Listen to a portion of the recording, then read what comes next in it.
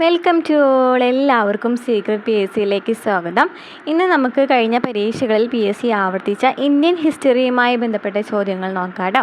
അപ്പോൾ നമ്മുടെ ക്ലാസ്സുകൾ ഇഷ്ടമാണെന്നുണ്ടെങ്കിൽ സപ്പോർട്ട് ചെയ്യുക. അതിന് മുമ്പായിട്ട് നമ്മുടെ ചാനലിൽ പുതിയ എസ് സി ആർ ടി ക്ലാസ്സുകളും അതുപോലെ തന്നെ പി എസ് സി പരീക്ഷകളിൽ ആവർത്തിക്കുന്ന ചോദ്യങ്ങളും പി എസ് സി ആവർത്തിക്കുന്ന എസ് സി ആർ ടി പാഠഭാഗങ്ങളൊക്കെ ചെയ്യുന്നുണ്ട് കേട്ടോ. അപ്പോൾ നമ്മുടെ ക്ലാസ്സുകൾ ഇഷ്ടമാണെന്നുണ്ടെങ്കിൽ സപ്പോർട്ട് ചെയ്യുക. നമുക്ക് ഇന്നത്തെ ക്ലാസ്സിലേക്ക് പോകാം. അപ്പോൾ എന്താണ് ഫസ്റ്റ് ക്വസ്റ്റ്യൻ? താഴെ കൊടുത്തിരിക്കുന്ന പട്ടിക പരിശോധിച്ച് 1857 കലാപത്തിൻ്റെ നേതാക്കന്മാർ, അവർ കലാപത്തിന് നേതൃത്വം നൽകിയ സ്ഥലങ്ങൾ എന്നിവ ശരിയായ രീതിയിൽ യോജിപ്പിച്ചെഴുതുക. അപ്പോൾ നമുക്കറിയാം ഈ കലാപവുമായി ബന്ധപ്പെട്ടിട്ട് കഴിഞ്ഞ ക്ലാസ്സിൽ ഞാൻ എടുത്തിട്ടുണ്ടായിരുന്ന സി ആർ ടി ഭാഗം 1957 ഒന്നാം സ്വാതന്ത്ര്യ സമരം എന്ന് പറയുന്നത് ആ ഒരു ഭാഗത്തു നിന്നാണ് ക്വസ്റ്റ്യൻ വന്നിരിക്കുന്നത്. ഒരു ടേബിളായിട്ട് കൊടുത്തിട്ടുണ്ടായിരുന്നു അല്ലേ. നോക്കാം നമുക്ക്. ഓക്കെ, ഡൽഹിയിൽ ആരായിരുന്നു നേതാവായിരുന്നത്? ബഹദൂർ ഷാ രണ്ടാമനായിരുന്നു. ഡൽഹിയിലെ നേതാവ് ആരായിരുന്നു? ബഹദൂർ ഷാ രണ്ടാമനായിരുന്നു. ഝാൻസിയിലെ റാണി ലക്ഷ്മിബായി ആണ്. ലക്നൗവിൽ ആരാണ്? ലക്നൗവിൽ ബീഗം ഹസ്രത്ത് മഹലാണ്. ലക്നൗവിലെ നേതാവ് ആരാണ്? ബീഗം ഹസ്രത്ത് മഹലാണ്. കാൺപൂരിലെ നാനാ സാഹിബും താന്തിയ തോപ്പിയുമാണ്. കാൺപൂരിൽ ഉണ്ടായിരുന്ന ആരാണ്? നാനാ സാഹിബും താന്തിയ തോപ്പിയും. ഫൈസാബാദിൽ ആരാണ്? മൗലവി അഹമ്മദുള്ള. അപ്പോൾ ഡൽഹിയിലെ ബഹദൂർ ഷാ രണ്ടാമൻ, ഝാൻസിയിലെ റാണി ലക്ഷ്മിബായി, ലക്നൗവിലെ ബീഗം ഹസ്രത്ത് മഹൽ, കാൺപൂരിലെ നാനാ സാഹിബും താന്തിയ തോപ്പിയും, ഫൈസാബാദിലെ മൗലവി അഹമ്മദുള്ള. അപ്പോൾ 1857 ഒന്നാം സ്വാതന്ത്ര്യ സമരത്തിൽ 1857 ഒന്നാം സ്വാതന്ത്ര്യ സമരത്തിൻ്റെ പ്രധാന ലക്ഷ്യം എന്തായിരുന്നു? 1857 ഒന്നാം സ്വാതന്ത്ര്യ സമരത്തിൻ്റെ പ്രധാന ലക്ഷ്യം എന്ന് പറയുന്നത് എന്തായിരുന്നു? എന്ത് കാരണമായിരുന്നു ഈ സ്വാതന്ത്ര്യ സമരത്തിലേക്ക് 1857 ഒന്നാം സ്വാതന്ത്ര്യ സമരത്തിലേക്ക് നയിച്ച കാരണങ്ങൾ എന്തൊക്കെയാണ്? ക്വസ്റ്റ്യൻ ചോദിക്കാറുണ്ടല്ലോ. ഏതൊക്കെയായിരുന്നു? തുച്ഛമായ ശമ്പളവും ബ്രിട്ടീഷ് ഉദ്യോഗസ്ഥന്മാരിൽ നേരിട്ട അവഹേളനവുമായിരുന്നു ശിപായിമാരുടെ അസംതൃപ്തിക്ക് കാരണം. ഒന്നാമത്തെ പോയിന്റ്. അതുപോലെ തന്നെ സൈനികർക്ക് പുതിയതായി നൽകിയ എൻഫീൽഡ് തോക്കുകളിൽ ഉപയോഗിക്കുന്ന തിരകളിൽ പശുവിൻ്റെയും പന്നിയുടെയും കൊഴുപ്പാണ് ഉപയോഗിക്കുന്ന പ്രചാരണം അവരെ പ്രകോപിപ്പിച്ചു. ഹിന്ദുക്കളും മുസ്ലിങ്ങളുമായ സൈനികരുടെ മതവികാരത്തെ വ്രണപ്പെടുത്തിയതായിരുന്നു രണ്ടാമത്തെ പോയിന്റ്. അപ്പോൾ എന്തൊക്കെയായിരുന്നു? തുച്ഛമായ ശമ്പളം, ബ്രിട്ടീഷ് ഉദ്യോഗസ്ഥരിൽ നേരിട്ട അവഹേളനം, അതുപോലെ തന്നെ അതായിരുന്നു ശിപായിമാരുടെ അസംതൃപ്തി കാരണം. അതുപോലെ തന്നെ തോക്കുകളിൽ ഈ പന്നിയുടെയും പശുവിൻ്റെയും കൊഴുപ്പാണ് ഉപയോഗിക്കുന്ന പ്രചാരണം അവരെ പ്രകോപിപ്പിച്ചു. അത് ഹിന്ദുക്കളുടെയും മുസ്ലിങ്ങളുടെയും മതവികാരത്തെ വ്രണപ്പെടുത്തുന്നതായിരുന്നു. ഓക്കെ, അതുപോലെ തന്നെ ഇവിടെ ആരായിരുന്നു രക്തസാക്ഷി? ചോദിക്കാറുണ്ട് കേട്ടോ. ആരായിരുന്നു രക്തസാക്ഷിയായിരുന്നത്? മംഗൾ പാണ്ഡെയാണ് രക്തസാക്ഷിയായിട്ട് രക്തസാക്ഷി. അതുപോലെ തന്നെ എവിടെ നിന്നാണ് പൊട്ടി പുറപ്പെട്ടതെന്ന് ചോദിക്കാറുണ്ട്. എവിടെ നിന്നാണ്? മീററ്റിൽ നിന്നാണ് ഈ കലാപം ആരംഭിക്കുന്നത്. എവിടെയാണ്? മീററ്റിൽ നിന്നാണ് കലാപം ആരംഭിക്കുന്നത്. അതുപോലെ തന്നെ 1857 കലാപത്തിൻ്റെ നേഴ്സറി എന്ന് ചോദിക്കുകയാണെന്നുണ്ടെങ്കിൽ ഇതാണ് ബംഗാളാണ് നേഴ്സറി എന്ന് പറയുന്നത്. പിന്നെ എന്തൊക്കെയാണ് പറയാൻ പറ്റിയത്? ആരൊക്കെ പങ്കാളികളായിരുന്നു ചോദിച്ചിട്ടുണ്ട്. ആരൊക്കെയാണ് പങ്കാളികളായിരുന്നത്? രാജാക്കന്മാർ, കർഷകർ, കരകൗശല തൊഴിലാളികൾ. ആരൊക്കെയാണ്? രാജാക്കന്മാർ, കർഷകർ, കരകൗശല തൊഴിലാളികൾ എന്നിങ്ങനെ ഇന്ത്യൻ സമൂഹത്തിലെ വിവിധ വിഭാഗങ്ങൾ കലാപത്തിൽ പങ്കാളികളായിരുന്നു. അതുപോലെ തന്നെ ബ്രിട്ടീഷ് ഭരണം രാജാക്കന്മാരെ പ്രതികൂലമായി ബാധിച്ചിരുന്നു. നെക്സ്റ്റ് ക്വസ്റ്റ്യൻ എന്താണ്? ഡോക്ടർ ഡി എസ് കോത്താരി കമ്മീഷൻ്റെ ശുപാർശകളിൽ ഉൾപ്പെടാത്തത് താഴെ പറയുന്നവയിൽ ഏതാണ്? അപ്പോൾ നമുക്കറിയാം എസ് സി ആർ ടി ടേബിളാണ്. ഇതിൽ നമുക്കറിയാം എസ് സി ആർ ടി ടേബിളിൽ നന്നായിട്ട് ഡീറ്റെയിൽ ആയിട്ട് പറയുന്നുണ്ട് ഒരു ക്വസ്റ്റ്യൻ. അപ്പോൾ ഇതിൽ ഏതാണ് കോത്താരി കമ്മീഷൻ്റെ ശുപാർശകളിൽ വരുന്നത് നമുക്ക് നോക്കാം. എന്തൊക്കെയാണ്? 10+2+3 മാതൃകയിൽ വിദ്യാഭ്യാസം നടപ്പിലാക്കണം. സെക്കൻഡറി തലത്തിൽ തൊഴിലധിഷ്ഠിത വിദ്യാഭ്യാസം നടപ്പിലാക്കണം. മൂല്യവിദ്യാഭ്യാസത്തിന് ഊന്നൽ നൽകണം. എന്നിവയൊക്കെ ഡോക്ടർ ഡി എസ് കോത്താരി കമ്മീഷൻ്റെ ശുപാർശകളാണ്. എന്നാൽ ത്രിഭാഷാ പദ്ധതി നടപ്പിലാക്കണം എന്ന് പറയുന്നത് ഏത് കമ്മീഷനാണ് നമുക്ക് നോക്കാം കേട്ടോ. എസ് സി ആർ ടി ഭാഗം നമുക്ക് നോക്കാം. അപ്പോൾ ഏതൊക്കെ കമ്മീഷൻസ് ഉണ്ടെന്ന് നോക്കി. ഡോക്ടർ രാധാകൃഷ്ണൻ കമ്മീഷൻ അല്ലേ. ഡോക്ടർ രാധാകൃഷ്ണൻ കമ്മീഷൻ നിലവിൽ വന്നത് 1948 ഡോക്ടർ രാധാകൃഷ്ണൻ കമ്മീഷൻ വന്നത്. ലക്ഷ്യങ്ങൾ എന്തൊക്കെയാണ്? സർവകലാശാല വിദ്യാഭ്യാസത്തെക്കുറിച്ചുള്ള പഠനമായിരുന്നു പ്രധാന ലക്ഷ്യം. എന്തായിരുന്നു? സർവകലാശാല വിദ്യാഭ്യാസത്തെക്കുറിച്ചുള്ള പഠനം. ഇനി ശുപാർശകൾ എന്തൊക്കെയാണ്? തൊഴിലധിഷ്ഠിത വിദ്യാഭ്യാസ സ്ഥാപനങ്ങൾ തുടങ്ങുക. സ്ത്രീ വിദ്യാഭ്യാസത്തിന് പ്രാധാന്യം നൽകണം. University grant commission UGC രൂപീകരിക്കണം. അപ്പോൾ ഡോക്ടർ രാധാകൃഷ്ണൻ കമ്മീഷൻ നിലയിൽ വന്നത് 1948 സർവകലാശാല വിദ്യാഭ്യാസത്തെക്കുറിച്ചുള്ള പഠനമായിരുന്നു പ്രധാന ലക്ഷ്യം. ശുപാർശകൾ: തൊഴിലധിഷ്ഠിത വിദ്യാഭ്യാസ സ്ഥാപനങ്ങൾ തുടങ്ങുക, സ്ത്രീ വിദ്യാഭ്യാസത്തിന് പ്രാധാന്യം നൽകണം, UGC രൂപീകരിക്കണം. ഇനി doctor Lakshmanaswami Mudaliar commission 1952 doctor Lakshmanaswami Mudaliar commission വന്നത് സെക്കൻഡറി വിദ്യാഭ്യാസ മേഖലയെക്കുറിച്ചുള്ള പഠനമാണ്. ഈ ലക്ഷ്മണസ്വാമി മുത്തലിയാർ കമ്മീഷൻ നിലയിൽ വന്നത് 1952 പ്രധാന ശുപാർശകൾ എന്തൊക്കെയാണ്? ത്രിഭാഷാ പദ്ധതി നടപ്പിലാക്കണം. സെക്കൻഡറി തലത്തിൽ വിദ്യാഭ്യാസ കമ്മീഷൻ രൂപീകരിക്കണം. വിവിധ ഉദ്ദേശ സ്കൂളുകൾ സ്ഥാപിക്കണം. അധ്യാപക പരിശീലന സമിതി രൂപീകരിക്കണം. അപ്പോൾ എന്തൊക്കെയാണ് ഡോക്ടർ ലക്ഷ്മണസ്വാമി മുത്തലിയാർ കമ്മീഷൻ്റെ ശുപാർശകളായിരുന്നത്? ത്രിഭാഷാ പദ്ധതി നടപ്പിലാക്കണം. സെക്കൻഡറി തലത്തിൽ വിദ്യാഭ്യാസ കമ്മീഷൻ രൂപീകരിക്കണം. വിവിധ ഉദ്ദേശ സ്കൂളുകൾ സ്ഥാപിക്കണം. അധ്യാപക പരിശീലന സമിതി രൂപീകരിക്കണം.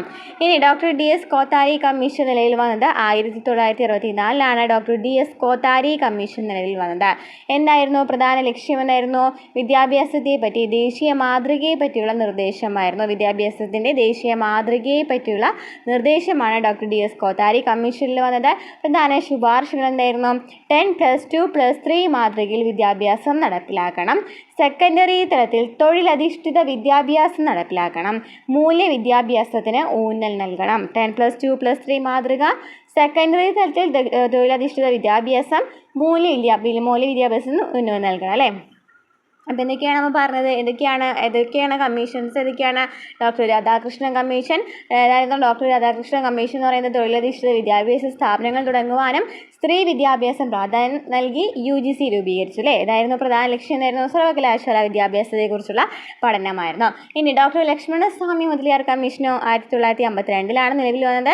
സെക്കൻഡറി വിദ്യാഭ്യാസ മേഖലയെക്കുറിച്ചുള്ള പഠനമായിരുന്നു പ്രധാന ലക്ഷ്യം. ത്രിഭാഷാ പദ്ധതി, സെക്കൻഡറി തലത്തിൽ വിദ്യാഭ്യാസ കമ്മീഷൻ, വിവിധ ഉദ്ദേശ സ്കൂളുകൾ, അധ്യാപക പരിശീലന സമിതി രൂപീകരിക്കണം. ഡോക്ടർ DS കോത്താരി കമ്മീഷൻ നിലയിൽ വന്നത് 1964 വിദ്യാഭ്യാസത്തിന് ദേശീയ മാതൃകയെ പറ്റിയുള്ള നിർദ്ദേശം. 10+2+3 മാതൃകയിൽ വിദ്യാഭ്യാസം നടപ്പിലാക്കണം. സെക്കൻഡറി തലത്തിൽ തൊഴിലധിഷ്ഠിത വിദ്യാഭ്യാസം നടപ്പിലാക്കണം. മൂല്യവിദ്യാഭ്യാസത്തിന് ഊന്നൽ നൽകണം. ഇത്രയൊക്കെയാണ് വിദ്യാഭ്യാസ കമ്മീഷനുകളുടെ. ഈ 3 ഇമ്പോർട്ടൻ്റ് ആണ്, പഠിച്ചു വയ്ക്കുക. അപ്പോൾ നമുക്ക് നമ്മുടെ ക്വസ്റ്റ്യനിലേക്ക് പോകാം. ഇതായിരുന്നു ക്വസ്റ്റ്യൻ. ഡോക്ടർ DS കോത്താരി കമ്മീഷൻ്റെ ശുപാർശകളിൽ ഉൾപ്പെടാത്തത് അപ്പോൾ ഉൾപ്പെട്ട ഏതൊക്കെയായിരുന്നു? 10+2+3 മാതൃകയിൽ വിദ്യാഭ്യാസം നടപ്പിലാക്കണം. അത് ഏതാണ്? ഡോക്ടർ DS കോത്താരി കമ്മീഷനാണ്. ഇനി സെക്കൻഡറി തലത്തിൽ തൊഴിലധിഷ്ഠിത വിദ്യാഭ്യാസം നടപ്പിലാക്കണം. അതുകൊണ്ടാണ് കോത്താരി കമ്മീഷൻ്റെ ആയിരുന്നു. മൂല്യവിദ്യാഭ്യാസത്തിന് ഊന്നൽ നൽകണമെന്ന് ഡോക്ടർ DS കോത്താരി കമ്മീഷൻ്റെ ശുപാർശകളായിരുന്നു. ത്രിഭാഷാ പദ്ധതി നടപ്പിലാക്കണമെന്ന് ഏത് കമ്മീഷനായിരുന്നു നമ്മളിപ്പോൾ പറഞ്ഞത്? ത്രിഭാഷാ പദ്ധതി നടപ്പിലാക്കണമെന്ന് പറഞ്ഞത് ഏതിലായിരുന്നു? ലക്ഷ്മണസ്വാമി മുത്തലിയാർ കമ്മീഷനിലെ ഡോക്ടർ ലക്ഷ്മണസ്വാമി മുത്തലിയാർ കമ്മീഷനായിരുന്നു ത്രിഭാഷാ പദ്ധതി നടപ്പിലാക്കണമെന്ന് പറഞ്ഞത്. ക്ലിയർ ആയല്ലോ? ഇനി ഇന്ത്യൻ സംസ്കാരത്തിൽ ആകൃഷ്ടയായി 1893 ഇന്ത്യൻ പൗരത്വം സ്വീകരിച്ച ഐറിഷ് വനിത ആരാണ്? ഇന്ത്യൻ സംസ്കാരത്തിൽ ആകൃഷ്ടയായിട്ട് 1893 ഇന്ത്യൻ പൗരത്വം സ്വീകരിച്ച ഐറിഷ് വനിത ആരാണ്? Annie Besant. നെക്സ്റ്റ്, നിസ്സഹകരണ പ്രസ്ഥാനം നിർത്തിവെക്കുവാൻ ഗാന്ധിജിയെ പ്രേരിപ്പിച്ച സംഭവം ഏതാണ്? നിസ്സഹകരണ പ്രസ്ഥാനം നിർത്തിവെക്കുവാൻ ഗാന്ധിജിയെ പ്രേരിപ്പിച്ചതാണ് ചൗരി ചൗരാ സംഭവമായിരുന്നു അല്ലേ? ചൗരി ചൗരാ സംഭവമായിരുന്നു. 1922 ഈ സംഭവം നടക്കുന്നത്. ഇനി നിസ്സഹകരണ പ്രസ്ഥാനത്തിന് ഇയർ എത്രയാണ്? ഏതായിരുന്നു? 1921 അല്ലേ നിസ്സഹകരണ പ്രസ്ഥാനം? 2021 കാലഘട്ടത്തിലായിരുന്നു നിസ്സഹകരണ പ്രസ്ഥാനം നടന്നത്. ചൗരി ചൗരാ സംഭവം 1922 ഇനി എന്താണ് ജാലിയൻ വാലാബാഗ് കൂട്ടക്കൊല? എന്തായിരുന്നു? 1919 2019 ഏപ്രിൽ 13 ജാലിയൻ വാലാബാഗ് കൂട്ടക്കൊല നടക്കുന്നത്. ഓക്കെ. ചമ്പാരൻ സത്യാഗ്രഹം എന്നാണ്? ചമ്പാരൻ സത്യാഗ്രഹ 1917 ചമ്പാരൻ സത്യാഗ്രഹ 1917 ചമ്പാരൻ സത്യാഗ്രഹ. ഇനി ഉപ്പു സത്യാഗ്രഹം എന്നാണ്? ഉപ്പു സത്യാഗ്രഹം 1930 മാർച്ച് 12 അല്ലേ ഉപ്പു സത്യാഗ്രഹം സ്റ്റാർട്ട് ചെയ്യുന്നത്? 1930 മാർച്ച് 12 ക്ലിയർ ആയല്ലോ? ഓക്കെ. 1857 ഒന്നാം സ്വാതന്ത്ര്യ സമരത്തിൽ ഇന്ത്യയുടെ ചക്രവർത്തിയായിട്ട് പ്രഖ്യാപിക്കപ്പെട്ട ഭരണാധികാരി ആരാണ്? ബഹദൂർ ഷാ രണ്ടാമൻ. ബഹദൂർ ഷാ രണ്ടാമൻ എവിടെയായിരുന്നു? ഡൽഹിയിലായിരുന്നു. ഇനി താന്തിയ തോപ്പിയും നാനാ സാഹിബും എവിടെയായിരുന്നു? നാനാ സാഹിബും താന്തിയ തോപ്പിയും എവിടെയായിരുന്നു? കലാപസ്ഥലം ഏത് സ്ഥലത്തായിരുന്നു? നാനാ സാഹിബും താന്തിയ തോപ്പിയും എവിടെയായിരുന്നു? കാൺപൂരിലല്ലേ? കാൺപൂരിലാണ് നാനാ സാഹിബും താന്തിയ തോപ്പിയും കാൺപൂരിലായിരുന്നു. ഓക്കെ. റാണി ലക്ഷ്മിബായിയോ? ഝാൻസിയിലെ ഗോളിയാർ അല്ലെങ്കിൽ ഝാൻസിയിലാണ് റാണി ലക്ഷ്മിബായി എന്ന് പറയുന്നത്. കലാപസ്ഥലം എന്ന് പറയുന്നത്. ഝാൻസി റാണി ലക്ഷ്മിബായി എന്നാണല്ലേ പറയാം. നെക്സ്റ്റ് ക്വസ്റ്റ്യൻ, ലോകമാന്യ എന്ന ജനങ്ങൾ ആദരവോടെ വിളിച്ച സ്വതന്ത്ര സമര സേനാനി ആരാണ്? ബാലഗംഗാധർ തിലകൻ അല്ലേ, ബാലഗംഗാധർ തിലകൻ. ഈ ബാലഗംഗാധർ തിലകനും അതുപോലെ തന്നെ എന്താണ് ബിപിൻ ചന്ദ്രപാലും ലാലാ ലജ്പത് റായും ആരാണ്? ലാൽപാൽ കൂട്ടുകെട്ടിൽ എന്തിലായിരുന്നു? ഏതായിരുന്നു? തീവ്രവാദി ഘട്ടത്തിലുണ്ടായിരുന്ന ആൾക്കാരല്ലേ, തീവ്രവാദി ഘട്ടത്തിലുള്ള ആൾക്കാരായിരുന്നു. മിതവാദിയിലാരായിരുന്നു? ഗോപാലകൃഷ്ണ ഗോഖലെ മിതവാദിയായിരുന്നു.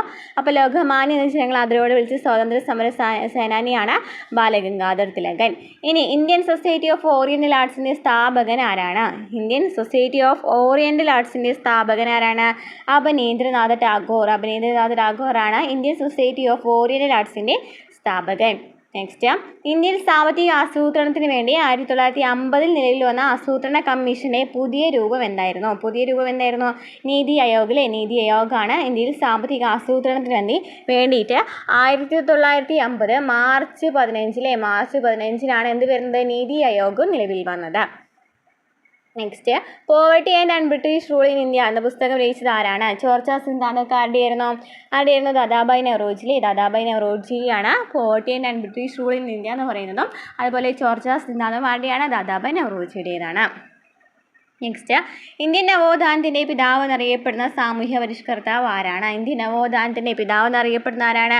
രാജാറാം മോഹൻ റോയ് ആണ് ഇന്ത്യൻ നവോത്ഥാനത്തിൻ്റെ പിതാവ് എന്നറിയപ്പെടുന്നത്. നെക്സ്റ്റ്, ഭാഷാടിസ്ഥാനത്തിൽ സംസ്ഥാനങ്ങളെ പുനഃസംഘടിപ്പിക്കുന്നതിനായി കേന്ദ്ര സർക്കാർ നിയമിച്ച സംസ്ഥാന പുനഃസംഘടനാ കമ്മീഷന്റെ അധ്യക്ഷൻ ആരാണ്? ഫസൽ അലിയാണ് അധ്യക്ഷൻ എന്ന് ചോദിക്കുകയാണെന്നുണ്ടെങ്കിൽ ഫസൽ അലിയാണ്. ഇനി നമുക്ക് മലയാളിയായ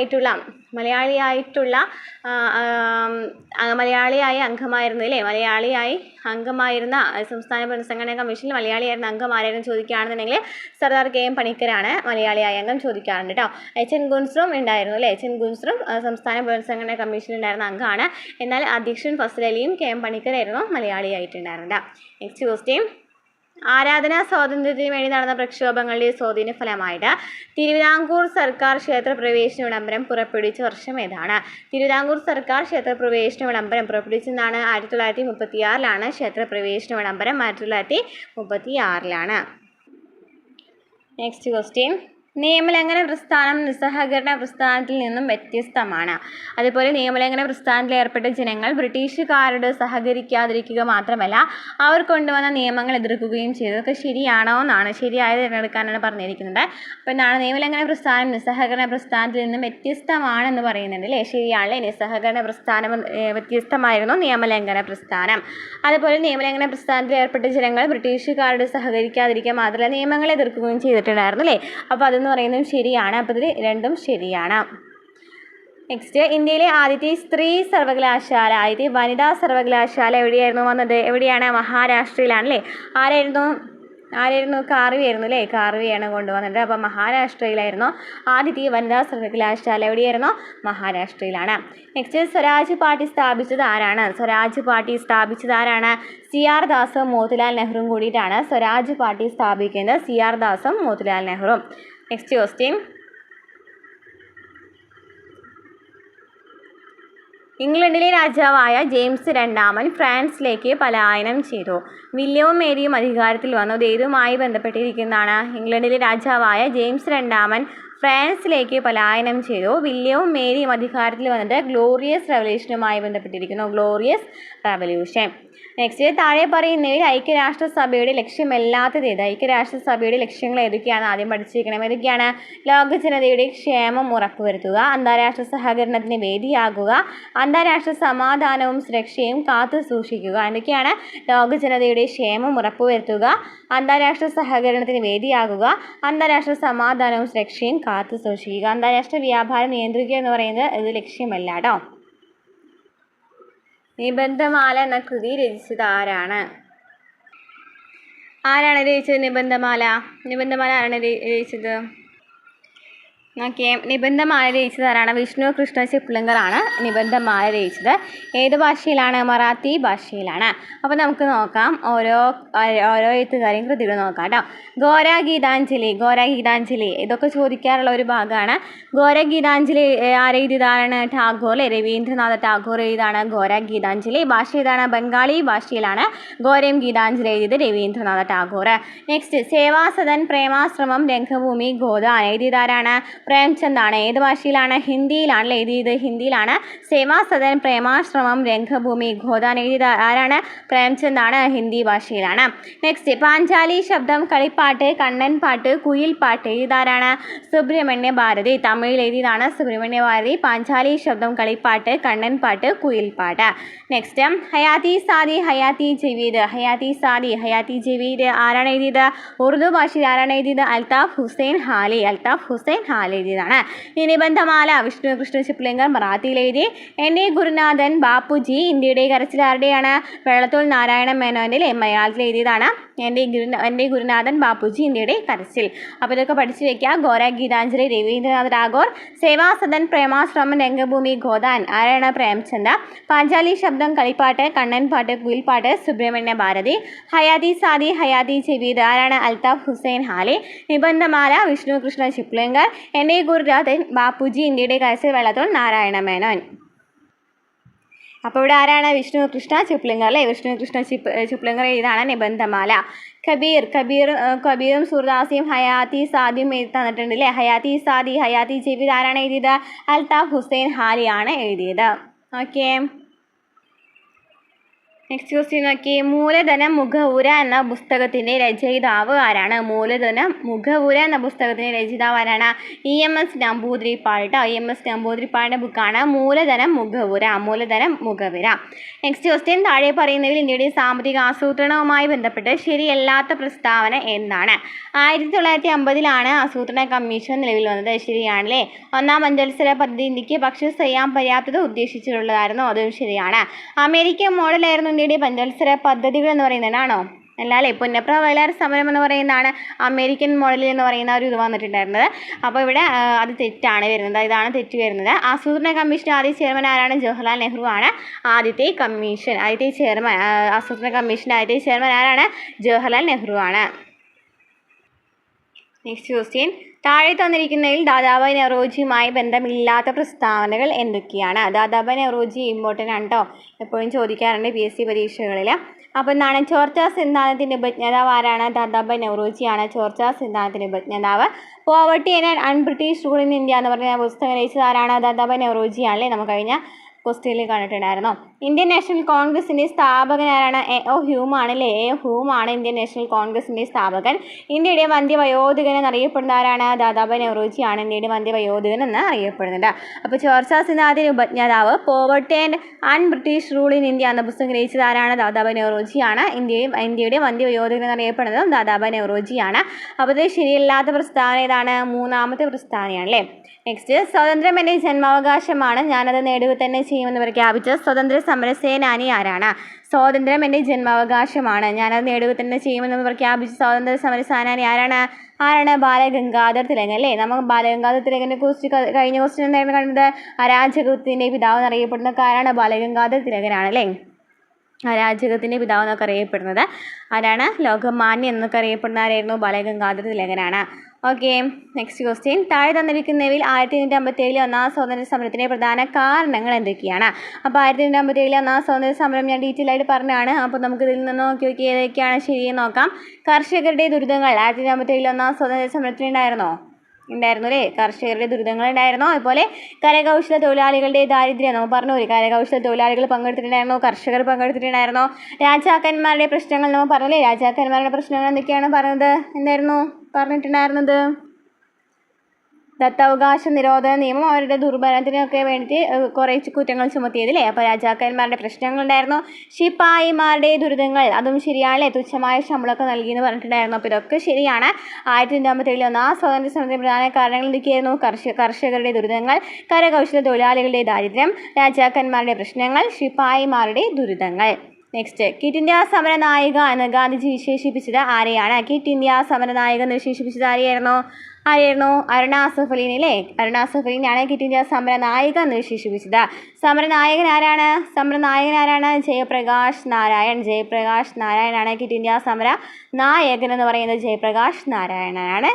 നായിക എന്ന് പറയുന്നത്, സമരനായിക എന്ന് പറയുന്നത് അരുണ അസഫ് അലിയാണ്. Next question, Indian republican army രൂപീകരിച്ചത് ആരാണ്? ഇന്ത്യൻ റിപ്പബ്ലിക്കൻ ആർമി രൂപീകരിച്ചത് ആരാണ്? സൂര്യ സെൻ ആണ്. ഇന്ത്യൻ റിപ്പബ്ലിക്കൻ ആർമി രൂപീകരിച്ചത് ആരാണ്? സൂര്യ സെൻ ആണ്. സൂര്യ സെൻ. നെക്സ്റ്റ് ക്വസ്റ്റ്യൻ, താഴെ കൊടുത്തിരിക്കുന്നതിൽ മലബാർ കലാപവുമായി ബന്ധപ്പെട്ട പ്രസ്ഥാനങ്ങൾ ഏതൊക്കെയാണെന്നാണ് ചോദിച്ചിരിക്കുന്നത്. മലബാർ കലാപവുമായി ബന്ധപ്പെട്ടതാണ് മാപ്പിള കലാപങ്ങൾ എന്നറിയപ്പെടുന്നു. ശരിയാണല്ലേ? മലബാർ കലാപത്തെ മാപ്പിള കലാപങ്ങൾ എന്നറിയപ്പെടുന്നുണ്ട്. മലബാർ സ്പെഷ്യൽ പോലീസ് എന്നൊരു പ്രത്യേക വിഭാഗം പോലീസ് സേനയെ കലാപങ്ങൾ അടിച്ചമർത്താൻ രൂപീകരിച്ചിട്ടുണ്ടായിരുന്നു അല്ലേ? മലബാർ സ്പെഷ്യൽ പോലീസ് എന്ന ഒരു പ്രത്യേക വിഭാഗം പോലീസ് സേനയെ കലാപങ്ങൾ അടിച്ചമർത്താൻ രൂപീകരിച്ചിട്ടുണ്ടായിരുന്നു. കലാപങ്ങളെക്കുറിച്ച് പഠിക്കാൻ വില്യം ലോഗൻ കമ്മീഷനെ നിയമിച്ചിട്ടുണ്ടായിരുന്നു. ശരിയാണല്ലേ? കലാപങ്ങളെക്കുറിച്ച് പഠിക്കാൻ വില്യം ലോഗൻ കമ്മീഷനെ നിയമിച്ചു. ബ്രിട്ടീഷുകാരുടെ തെറ്റായ നികുതി നയമാണ് കലാപത്തിന് കാരണം. അതും ശരിയാണ്. ബ്രിട്ടീഷുകാരുടെ തെറ്റായ നികുതി നയമാണ് കലാപത്തിന് കാരണം. അപ്പം എല്ലാം ശരിയാണെന്നാണ് വരാം. അപ്പം എന്താണ് പറയുന്നത്? മലബാർ കലാപം എന്ന് പറയുന്നത് മാപ്പിള കലാപം എന്നൊക്കെ അറിയപ്പെടുന്നു. മലബാർ സ്പെഷ്യൽ പോലീസ് എന്നൊരു പ്രത്യേക വിഭാഗം പോലീസ് സേനയെ കലാപങ്ങൾ അടിച്ചമർത്താൻ രൂപീകരിച്ചിട്ടുണ്ടായിരുന്നു. കലാപങ്ങളെക്കുറിച്ച് പഠിക്കുവാൻ വില്യം ലോഗൻ കമ്മീഷൻ നിയമിച്ചു. ബ്രിട്ടീഷുകാരുടെ തെറ്റായ നികുതി നയമാണ് കലാപത്തിന് കാരണമായിരുന്നത്. ഓക്കെ.